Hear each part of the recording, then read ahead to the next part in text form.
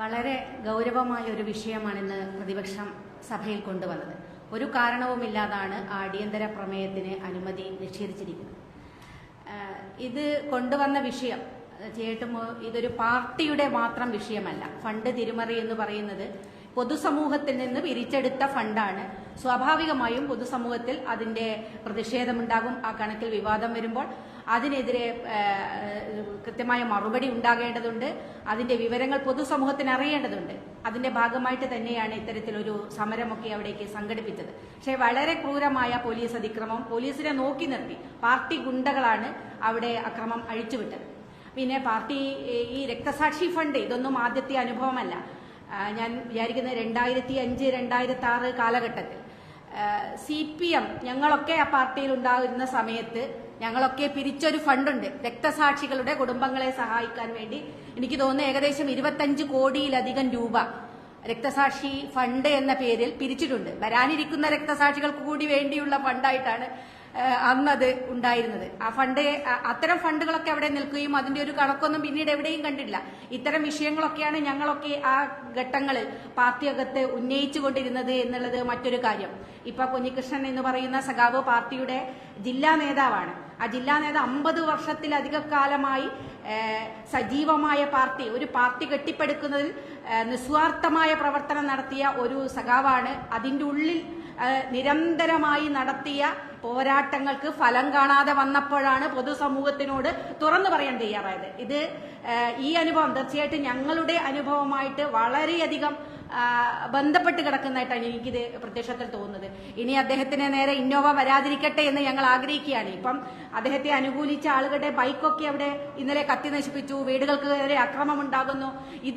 ഇതേ അനുഭവം ഒഞ്ചിയത്ത് അനുഭവിച്ച ആളുകളാണ് ഞങ്ങൾ. അതിന്റെ ഒരേ രൂപമാണ് ഇപ്പൊ പയ്യന്നൂരിൽ കാണുന്നത്. പയ്യന്നൂർ പോലുള്ള ഒരു സ്ഥലം എന്ന പാർട്ടി ഗ്രാമമാണ്. ഒഞ്ചിയത്തിനും പോലെ തന്നെ പാർട്ടി ഗ്രാമം, എതിരാളികളില്ലാത്ത പ്രദേശം. അവിടെയാണ് പൊതുപ്രതിഷേധങ്ങൾ ഉണ്ടാകുന്നു, വലിയ തോതിൽ പ്രശ്നങ്ങൾ ഉണ്ടാകും. ഇതൊക്കെ അതിന്റെ ഒരു പാർട്ടിയുടെ ആഭ്യന്തര കാര്യമായിട്ട് തള്ളിക്കളയാൻ സാധിക്കില്ല. പൊതുസമൂഹത്തിൽ ഇതിനകത്ത് ചോദ്യങ്ങൾ ഉണ്ടാകും. പൊതുസമൂഹത്തിനും കൂടി പിരിച്ചെടുക്കുന്ന ഫണ്ടാണ്. അപ്പൊ സ്വാഭാവികമായിട്ടും അതിനെ ആ രീതിയിൽ കാണാൻ കഴിയണം. ആ തരത്തിൽ ഇതിനൊരു ഓഡിറ്റിംഗ് ഉണ്ടാകണം. കൃത്യമായി കണക്ക് പൊതുസമൂഹത്തിന് അറിയേണ്ടതുണ്ട്. ആക്രമിച്ച ആളുകൾക്കെതിരെ ശക്തമായ നടപടിയെടുക്കാൻ പോലീസ് അധികാരികൾ തയ്യാറാകണം എന്നുകൂടിയാണ് ആവശ്യപ്പെടാറുള്ളത്.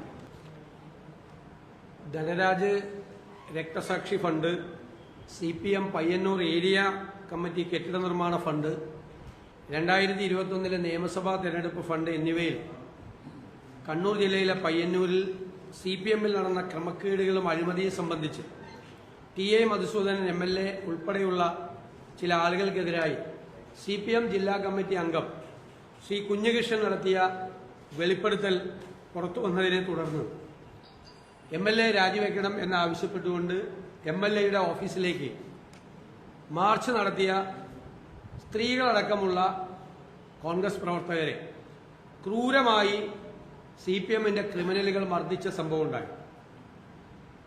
MLAയുടെ ഓഫീസിന് മുന്നിൽ കുറുവടികളുമായി നിന്ന സംഘം ഇവരെ ആക്രമിക്കാൻ തയ്യാറായി നിൽക്കുകയായിരുന്നു. പോലീസ് പറഞ്ഞിട്ട് പ്രകടനം വേറെ വഴിതിരിച്ച് സംഘർഷം ഉണ്ടാകാതിരിക്കാൻ വേണ്ടി മാറിപ്പോയിട്ടും പുറകിലൂടെ വന്ന് കുറുവടികളുമായി ആക്രമിക്കുകയായിരുന്നു. MLAയുടെ ഓഫീസ് ചെയ്യാൻ പാടില്ല എന്നാണ് പറയുന്നത്. അതിനുശേഷം CPM ഏരിയ കമ്മിറ്റി സെക്രട്ടറി നടത്തിയ കൊലവിളി MLAയുടെ ഓഫീസിലേക്ക് മാർച്ച് നടത്തിയാൽ തടി കാക്കേണ്ടി വരും, എല്ലാവരെയും വെല്ലുവിളിച്ചുകൊണ്ട് ഇല്ലാതാക്കുമെന്നുള്ള രീതിയിലാണ് പ്രഖ്യാപനം. നമുക്കറിയാം, നേരത്തെ ലോക്സഭാ ഇലക്ഷൻ സമയത്ത് CPM കൊടുത്ത ഒരു ഉറപ്പ് വിസിൽ ബ്ലോവേഴ്സിന് പ്രൊട്ടക്ഷൻ കൊടുക്കുന്നതാണ്. വിസിൽ ബ്ലോവർ എന്ന് പറയുന്നത് വലിയ അഴിമതിയെല്ലാം പുറത്തു കൊണ്ടുവരുന്ന ആളല്ല.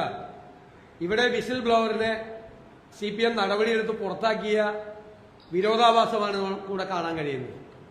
ഏറ്റവും അമ്പരപ്പിക്കുന്ന കാര്യം, ശബരിമല ശ്രീ ധർമ്മശാസ്താവിന്റെ സ്വർണം കവർന്നെടുത്തതിന് പോലീസ് അന്വേഷണം നടത്തി ജയിലിലിട്ടിരിക്കുന്ന CPM നേതാക്കന്മാർക്കെതിരായി നടപടിയില്ല.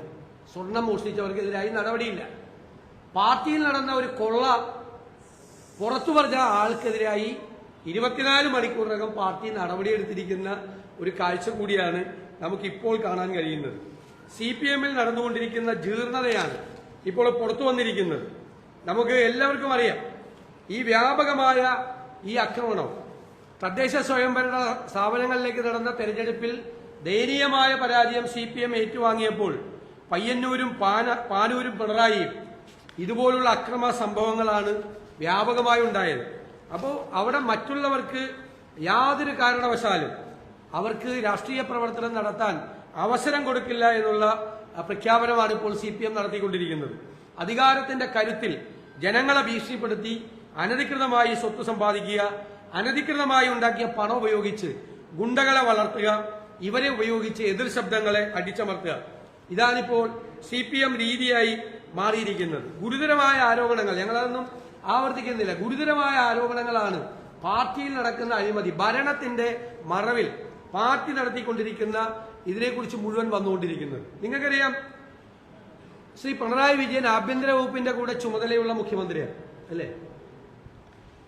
പയ്യന്നൂരിൽ പോലീസിന് നേരെ സ്റ്റീൽ ബോംബെറിഞ്ഞ കേസിൽ 20 വർഷം തടവിന് ശിക്ഷിച്ച ഒരാളെ പയ്യന്നൂരിലെ കൗൺസിലറാക്കി CPM.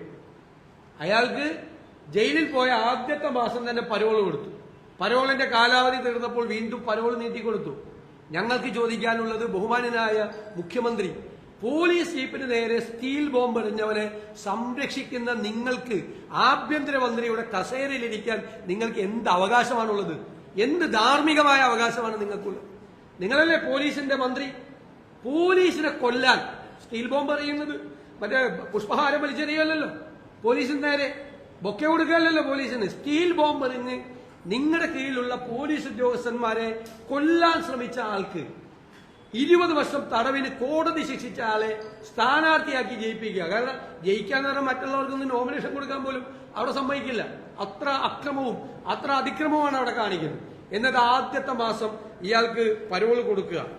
വളരെ ഗുരുതരമായ ആരോപണമാണ് ശ്രീ കുഞ്ഞികൃഷ്ണൻ ഉന്നയിച്ചിട്ടുള്ളത്. ശ്രീമതി KK രമ ഇവിടെ ഇരിക്കുന്നു. പാർട്ടിയിലെ തെറ്റുകളെ ചൂണ്ടിക്കാട്ടിയതിന്റെ പേരിലാണ് ശ്രീ TP ചന്ദ്രശേഖരൻ ക്രൂരമായി വധിക്കപ്പെട്ടത്.